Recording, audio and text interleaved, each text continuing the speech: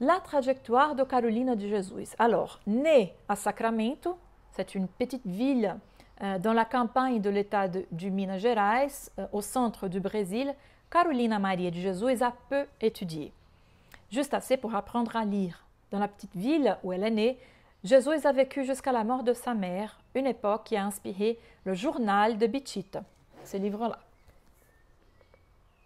Publié d'abord en France en 1982, puis au Brésil en 1986.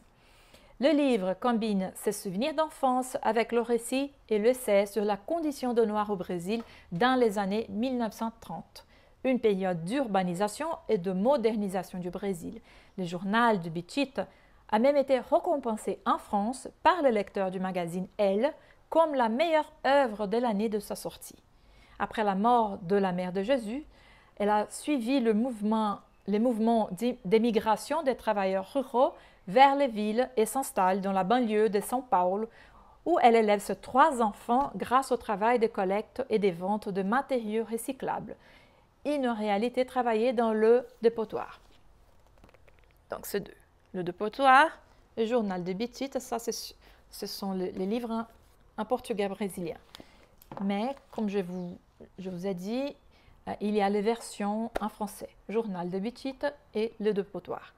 Bien que sa présence dans l'espace littéraire français ait été importante, il y a de fait un silence de la critique française concernant la participation incontournable et marquante de Carolina Maria de Jesus dans l'œuvre d'Egas, surtout si l'on tient compte du fait que lorsque l'on effectue une recherche rapide dans la base de données bibliographique Sudoc, connue des chercheurs francophones, on y trouve 4 pages avec 34 résultats composés d'éditions des livres de Jesus en français, ainsi que d'articles, de livres sur son œuvre, ce qui jusqu'à présent n'a finalement pas suffi à la critique francophone pour en révéler davantage sur la destinataire des lettres d'Egas.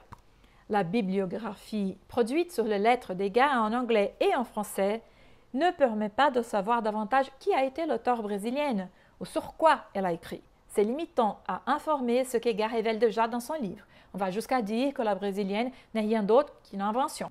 En observant un peu les champs littéraires brésiliens et francophones, on peut dire sans crainte de se tromper que les questions de race, de classe et d'ethnie interfèrent dans la production et la réception des œuvres.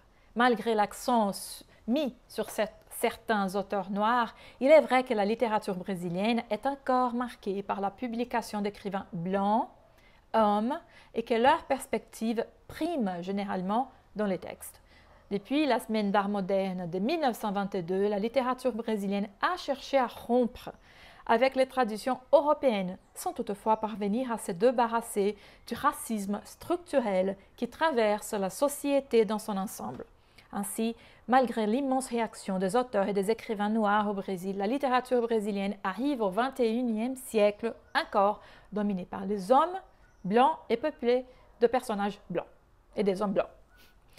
Tout comme dans la littérature brésilienne, dans les Antilles francophones, les auteurs masculins prédominent au point que l'ENSANCO constate que, je cite, « à des rares exceptions près, la littérature caribéenne francophone est essentiellement masculine ». Fin de citation. En fait, Egas précède une deuxième génération d'auteurs caribéennes francophones apparus dans la seconde moitié du XXe siècle, où figurent les noms de Simone Schwarzbach, Maryse Condé, Gisèle Pineau. Contrairement à cette plus jeune génération, Egas, comme Carolina de Jesus, est une auteure autodidacte dont l'œuvre fait émerger, ça c'est le plus important je pense, l'œuvre fait émerger de voix de personnages subalternes d'inspiration autobiographique. Dans mon travail, il est important de mettre en lumière, entre autres, comment, ayant vécu son enfance et sa jeunesse en Martinique, Egas a entrepris ces mouvements de double identité entre la France et son pays natal, la Martinique, reflété dans sa littérature francophone d'origine créole, ancrée à Marseille. Il est également intéressant d'étudier le silence des critiques par rapport à la destinataire de ces lettres. Ou bien faut-il en déduire que cela aurait été possible si Françoise Egas était blanche, aussi Carolina Maria de Jesus était européenne. Voilà. Je vous lance cette question.